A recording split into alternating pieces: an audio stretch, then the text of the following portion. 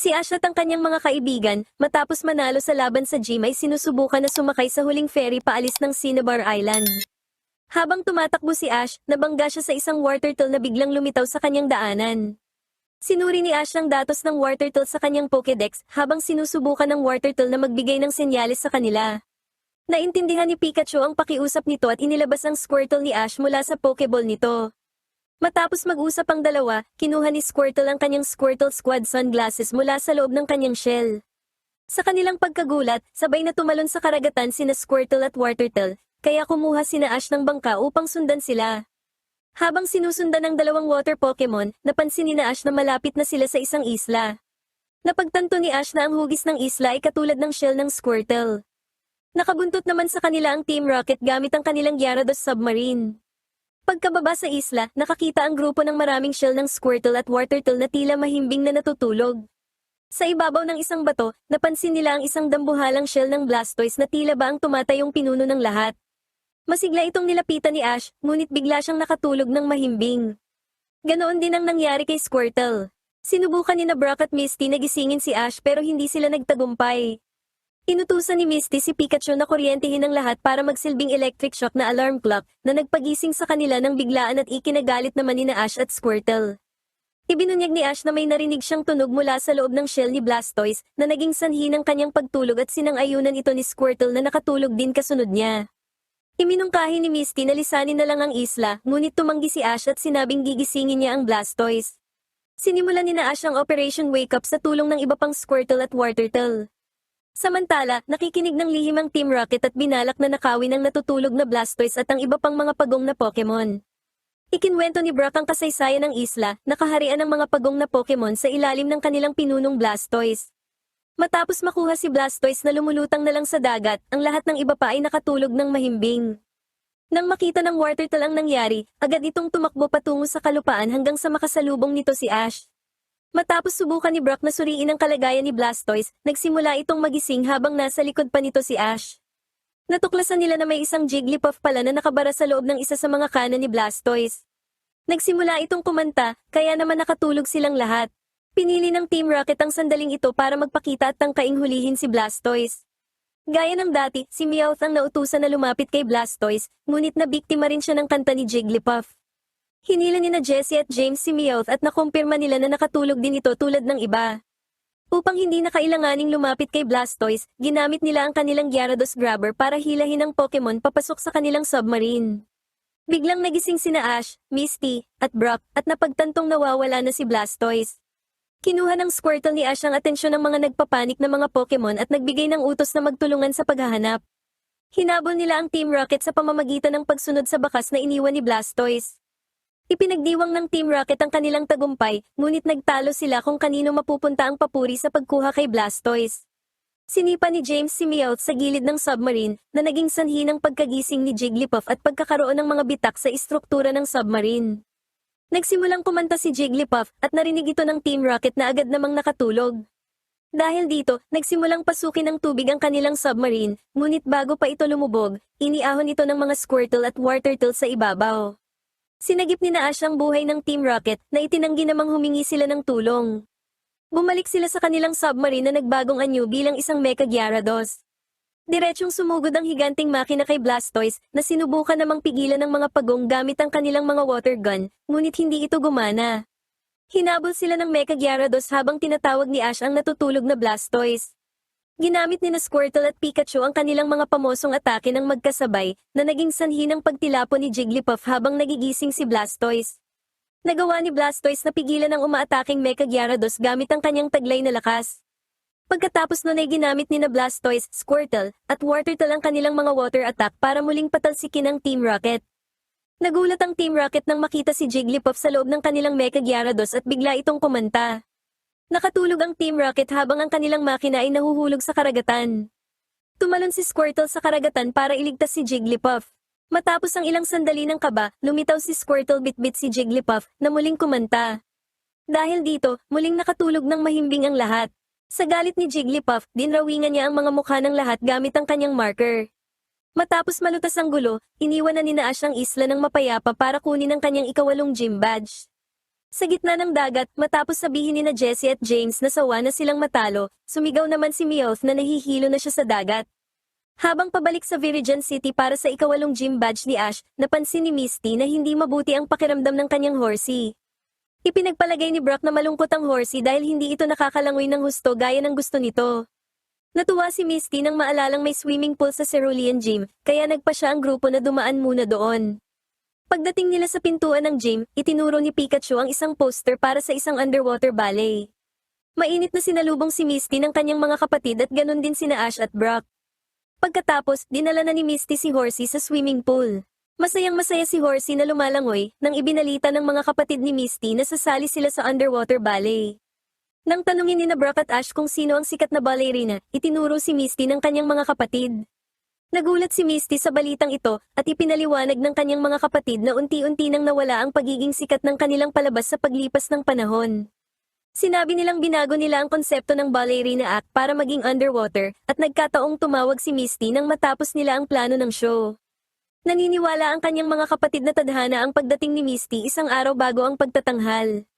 Kahit tumanggi noong una, napapayag din si Misty ng kanyang mga kapatid nang sabihing magsisimula na ang unang palabas bukas. Pinapractice nila ang isa sa mga eksena nang dumating ang Team Rocket sa Cerulean Gym para panoorin ang dula. Habang dumadagsa ang mga manonood, natuwa si Daisy dahil nalinlang nila si Misty na maging bida. Kinakabahan si Misty dahil sa dami ng tao, ngunit nanatili siyang kumpiyansa na magagampanan niya ang kanyang papel. Sinimulan ng kanyang mga kapatid ang pagtatanghal sa pamamagitan ng pagpapakita ng isang dambuhalang glass aquarium sa gitna ng stadium. Tumalon si Misty sa pool at nagsimulang lumangoy ng may kagandahan kasama ang mga water Pokemon. Nagrereklamo sina Lily at Violet na mas maganda ang papel ni Misty bilang sirena nang dumating ang Team Rocket at idineklara na sila na ang gaganap bilang mga kontrabida. Nang magpakita ang Team Rocket sa mga manonood, agad silang nakilala ni na Brock at Ash. Nilapitan ni na Jessie at James si Misty sa ilalim ng tubig at binigkas ang kanilang moto. Sa kanilang pagkagulat, nagpalakpakan ang mga manonood sa Team Rocket dahil akala nila ay bahagi ito ng dula. Pinasabog ni Meowth ang bubong at ipinasok ang kanilang hot air balloon sa loob ng stadium. Hinuli ni na Jessie at James ang mga water Pokemon gamit ang lambat at sinubukan naman silang pigilan ni Misty. Samantala, nakahanda na sanang pumasok si Daisy para gampanan ang kanyang role bilang prinsipe nang dumating sina Ash at sinabi ang tungkol sa Team Rocket. Tumalon sina Brock, Ash, at Pikachu sa pool, habang nahanap naman ni Daisy sina Lily at Violet na nakagapos at nakabusal sa loob ng isang locker dahil sa Team Rocket.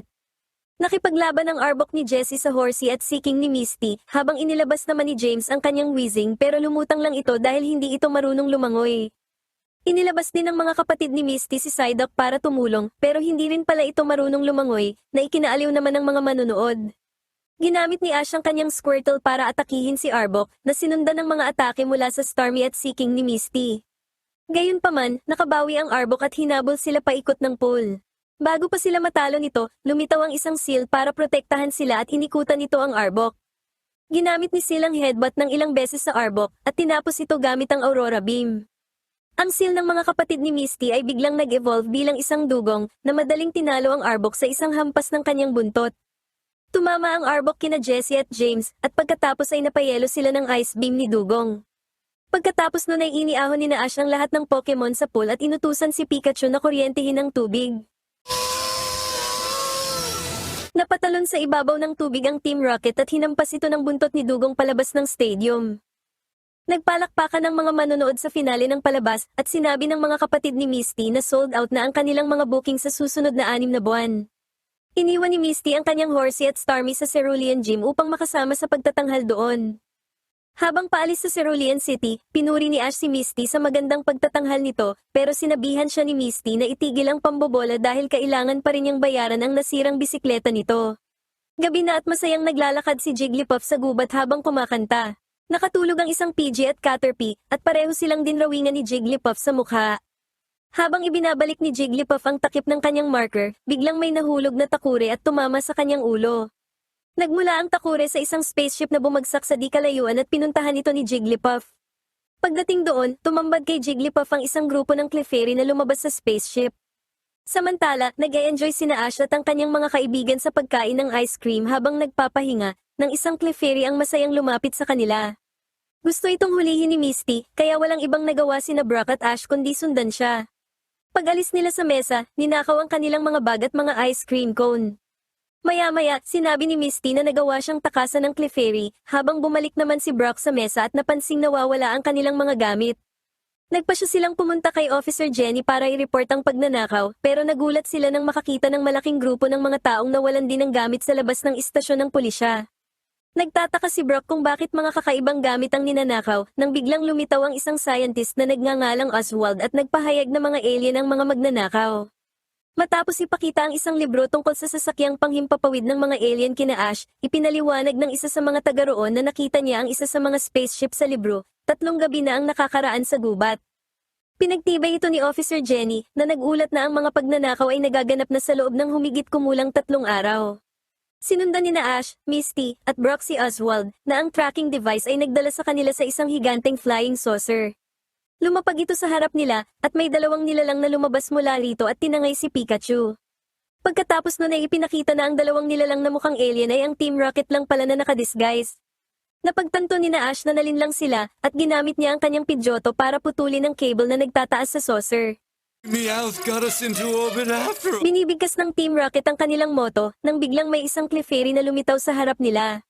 Nagwala ang tracking device ni Oswald, na nagpatibay sa kanyang hinala na ang Clefairy ay isang alien. Ganun pa man, tumunog din ang tracking device ni Oswald kay Jigglypuff, at kay Misty na nainis at hinampas ito. Habang nanghihina si Oswald dahil sa nasira niyang scanner, tinangay ng Clefairy si Pikachu. Sinubukan itong habulin ng Team Rocket, pero napigilan sila ng reflect nito. Hinabol ito ni na Ash, pero natagpuan nila ang kanilang sarili sa isang dead end.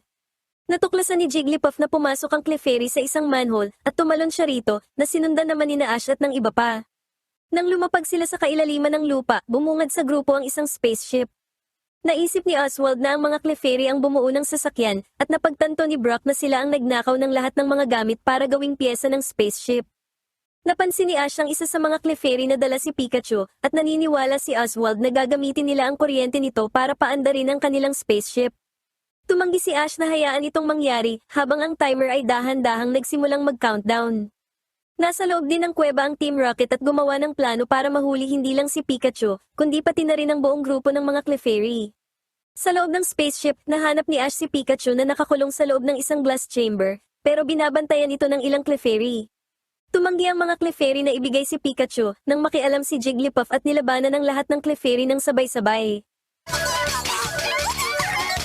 Nagtungo sina Jigglypuff at Oswald sa control room, kung saan nagsimulang makipaglaban si Jigglypuff sa pinuno ng mga Clefairy. Pantay ang kanilang lakas, pero nahinto ang labanan ng aksidenteng maputol ni Oswald ang joystick sa control panel.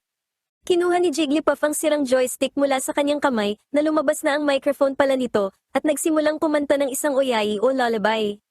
Gaya ng inaasahan, naging sanhi ito ng pagtulog ng lahat, at dinrawingan sila ni Jigglypuff sa mukha dahil sa inis. Biglang nagsimula ang launch procedure ng spaceship at ang kuryente ni Pikachu ang nagpaandar dito. Samantala, nahihirapan si Brock na kumbinsihin si Officer Jenny tungkol sa mga pangyayari. Dumaan ang spaceship sa kanilang harapan at ang ilan sa mga ninakaw na gamit ay nahulog at naibalik sa mga may-ari. Lumipad ito ng mataas, at sinusubukang tumakas nina Jessie at James mula sa spaceship nang magsimulang maghiwalay ang mga bahagi nito. Kasamang nahulog ng humiwalay na bahagi ang Team Rocket pabalik sa lupa. Nagawang basagin ni Pikachu ang salamin gamit ang kanyang kuryente, at natagpuan ni na Ash ang kanilang mga bag sa gilid. Sinubukan nilang tumakas mula sa bumabagsak na sasakyang panghimpapawid, pero masyado na silang mataas. Inilabas ni Ash ang kanyang Bulbasaur at pinagamit ito ng Vine Whip sa isang kalapit na skyscraper para mahila sila patungo sa kaligtasan. Ang spaceship ay lumipad patungo sa malayo habang sina Oswald at ang mga Clefairy ay lulan pa rin ito. Kapwa naniwala sina Ash at Misty na patungo ang spaceship sa isang kahangahangang paglalakbay. Gayunpaman, bumagsak ang spaceship hindi kalayuan doon, at natakot ni Oswald ang ilang mga dumadaan habang muling nagnakaw sa mga residente sa lugar ang mga Clefairy. Nagpasalamat si Officer Jenny kina Ash sa paglutas ng misteryo, at pagkatapos ay nagpaalam na ang grupo ni na Ash. Nagpatuloy si Jigglypuff sa pagsunod sa grupo, habang si Ash naman ay nagpatuloy na rin sa kanyang misyon na makapasok sa Pokemon League.